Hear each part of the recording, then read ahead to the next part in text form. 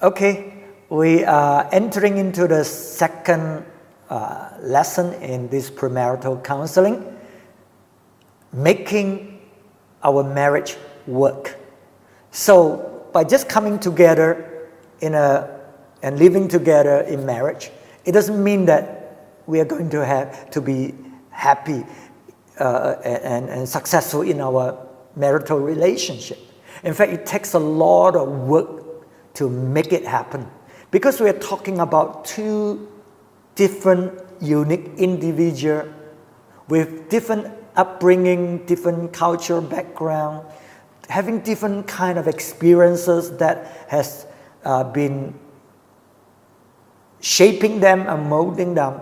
And for these two very different individuals to come together and be one, to be united in one, it does take a lot of work, because there are so much differences, and all these differences can create problems in our relationship.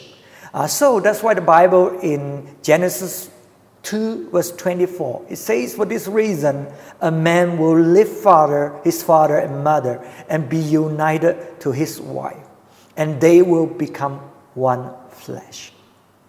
So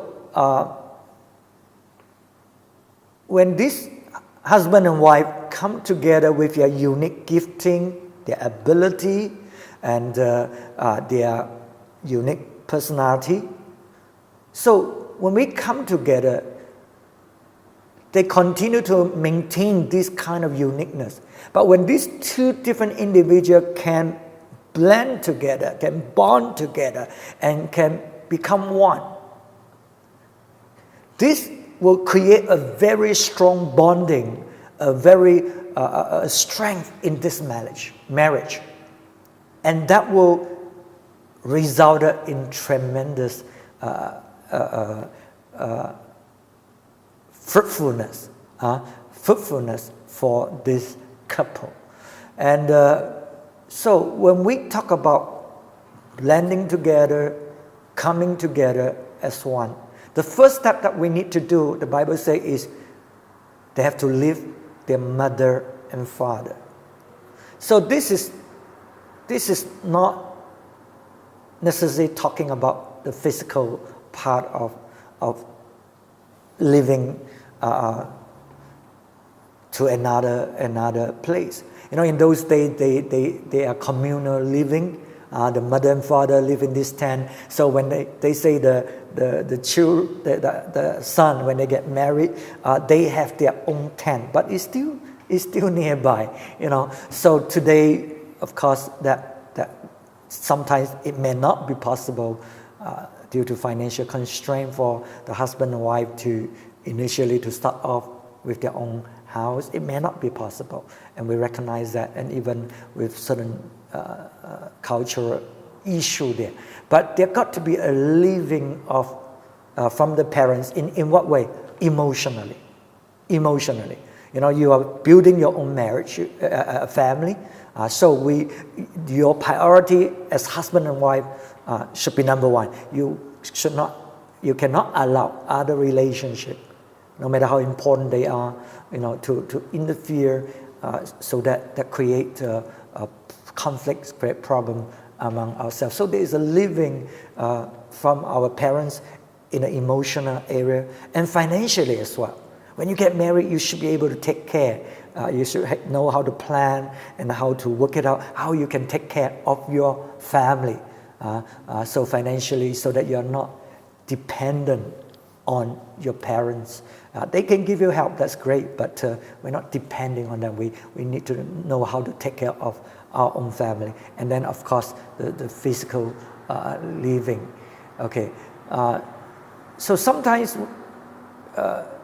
certain people find it difficult to live because we are so dependent on our parents, and so there's a security aspect, you know. So that's why they still allow this kind of relationship to sort of mix up together, okay? And there are times because parents, they refuse to release their children.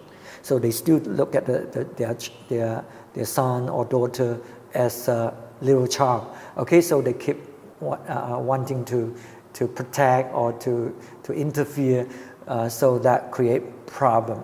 So, but there are other ways we can honor our parents. We ask for the blessing for the marriage. We communicate with them sometimes about certain issue to seek for their opinion. So these are ways that we honor our parents. Of course, we also have to know how to take care of them, right? And what about the next part of this word? It says husband and wife, they are to come together. They are united together. So there are 5 areas where we should be united together. The spiritual aspect we talked about in our last lesson. A lot of people neglected this part, because they did not recognize that we are spiritual beings.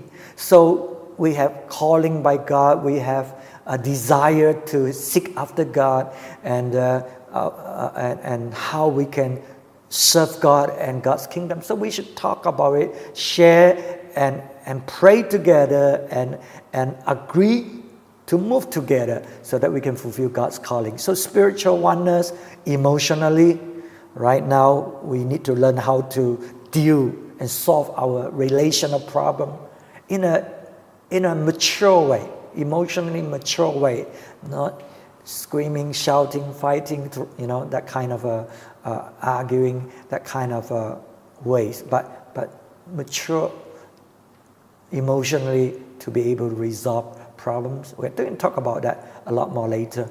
Intellectual compatibility, the things that we're interested in, the topics, the knowledge, we should all keep growing and acquire knowledge so that we can communicate deeper, broader in every sense, and enjoy our fellowshipping together as husband and wife.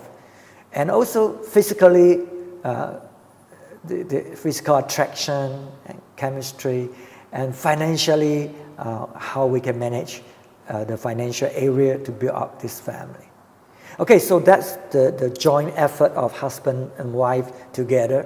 But now we want to talk separately about the wife's role and the husband's role. Let's talk about the wife's role. The Bible says that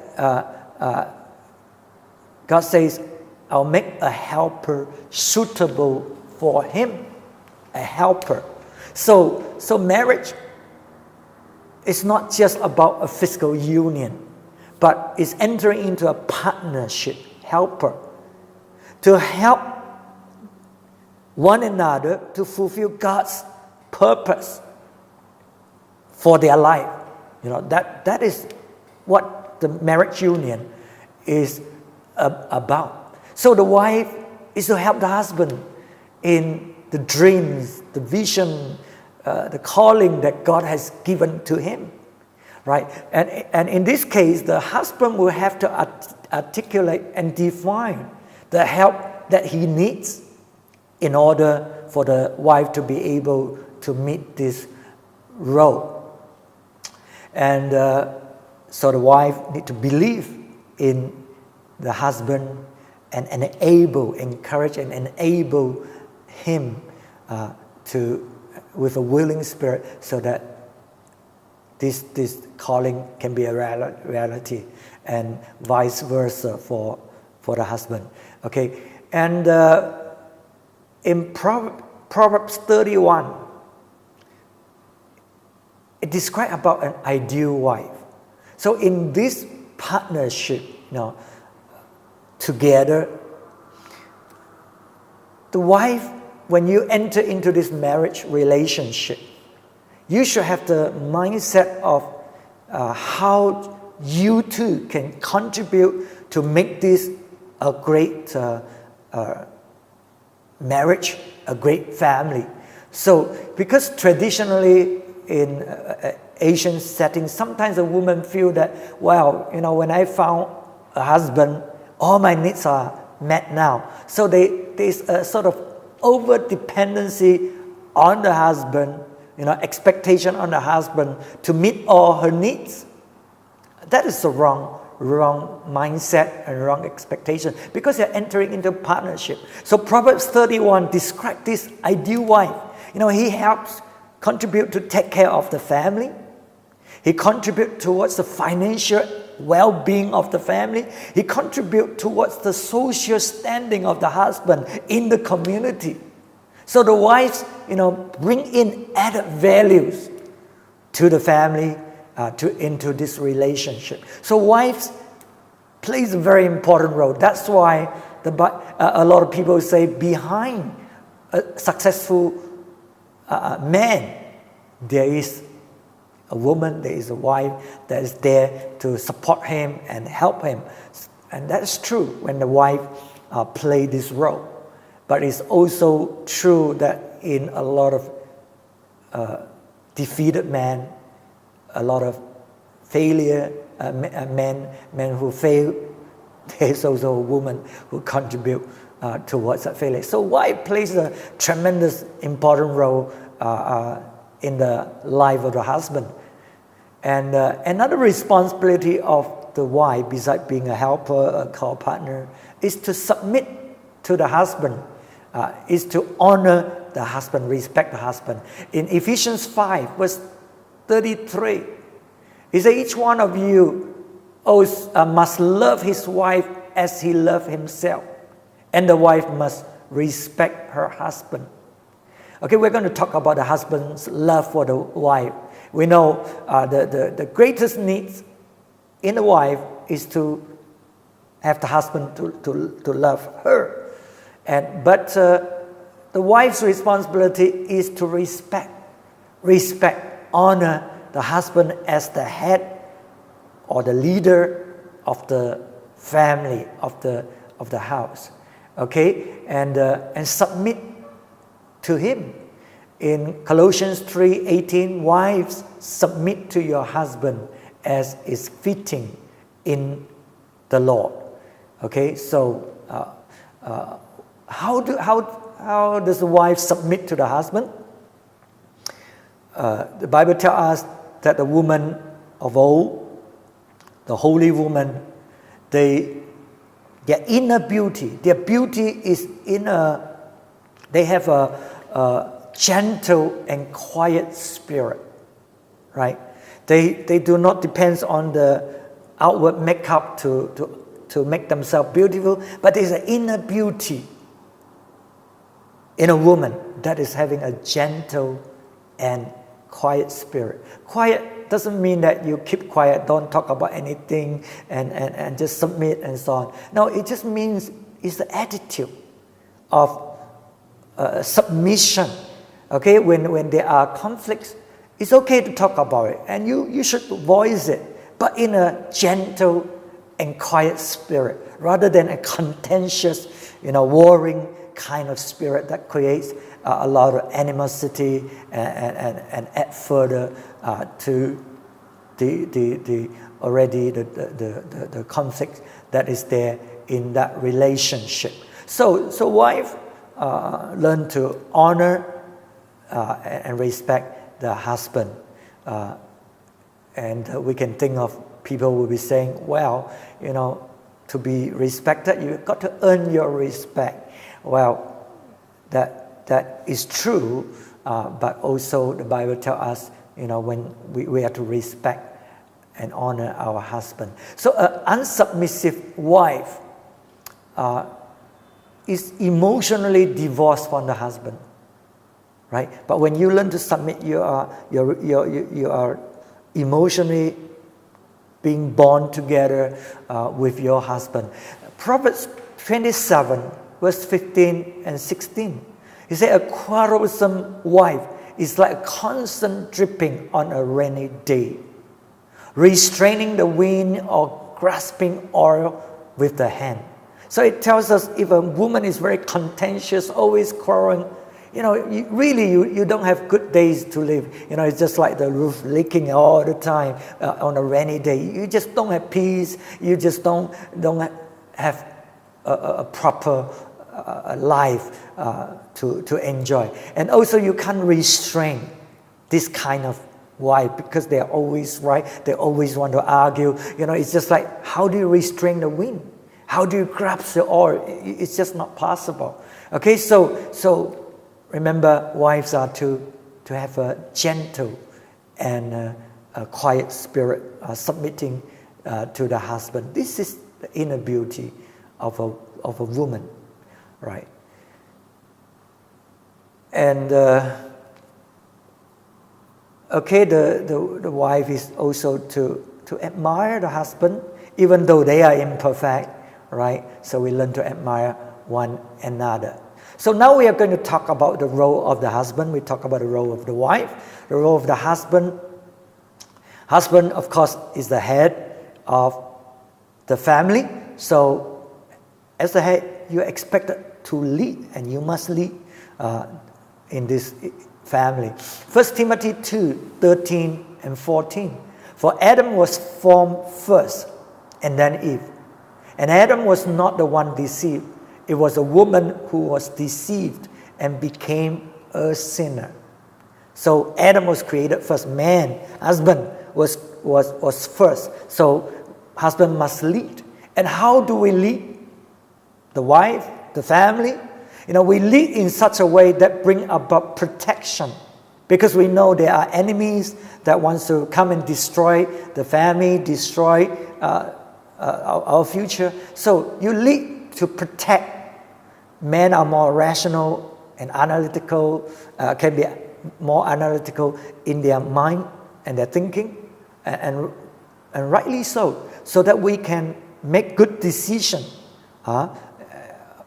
That is not to undermine some women who can make much better decisions. But we need to learn how to make right decisions using our critical thinking, developing our critical thinking skill in order to make those kind of decisions.